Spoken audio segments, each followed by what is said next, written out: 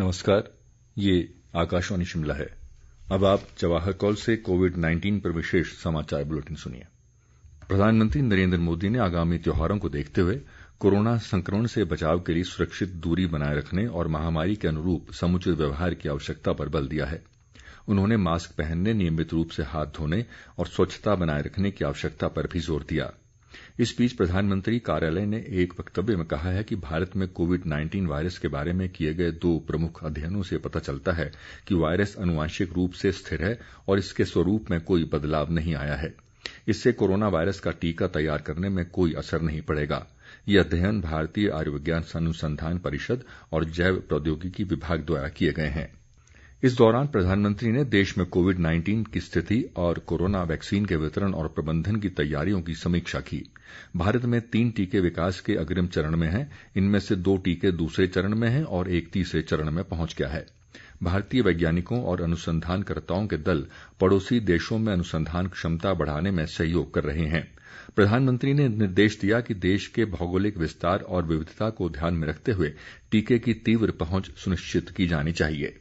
राज्य सरकार ने कोविड-19 महामारी को फैलने से रोकने और त्योहारी सीजन को ध्यान में रखते हुए सामाजिक, शैक्षणिक, खेल, मनोरंजन, सांस्कृतिक, धार्मिक और अन्य उत्सवों के लिए मानक संचालन प्रक्रिया जारी की है।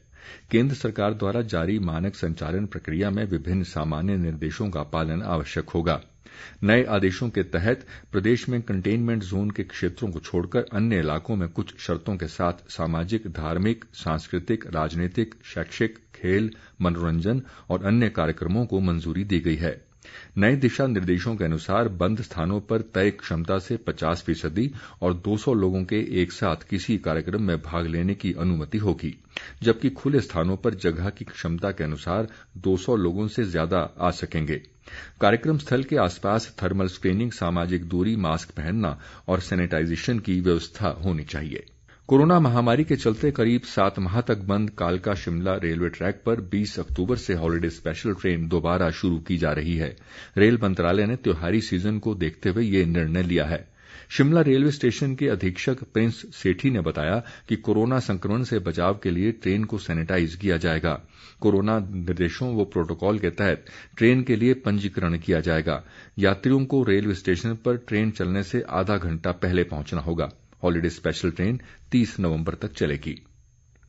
प्रदेश में कोरोना संक्रमण से ठीक होने वालों की दर में वृद्धि लगातार जारी है।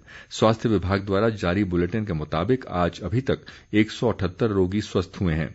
राज्य में अब तक 16,000 लोग कोविड से स्वस्थ हो चुके हैं। इसके अलावा करीब 2,500 सक्रिय मामले हैं।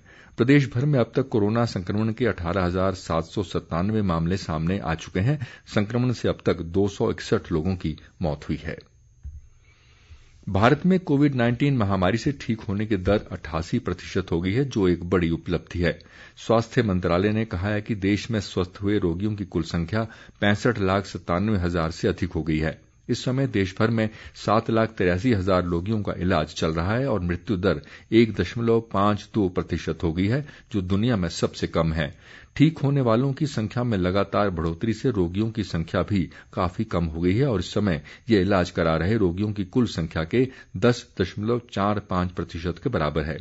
पिछले 24 घंटों में 72,000 से अधिक रोगी महामारी से स्वस्थ हुए हैं और 61,871 नए मामले सामने आए हैं। देश भर में संक्रमित लोगों की संख्या 74 लाख से अधिक हो गई है। कांगड़ा के उपायुक्त राकेश कुमार प्रजापति ने कहा है कि जिला में रामलीला और दशहरा पर कार्यक्रम का आयोजन किया जा सकेगा। उन्होंने कहा कि ऐसे आयोजनों के लिए कोरोना की मानक परिचालन प्रक्रिया बना दी गई है। आयोजन स्थल में थर्मल स्कैनिंग, सैनिटाइजर का उपयोग और मास्क पहनना अनिवार्य होगा। उन्होंने कहा कि आयोजकों को कार्यक्रम की पूर्व सूचना देनी होगी।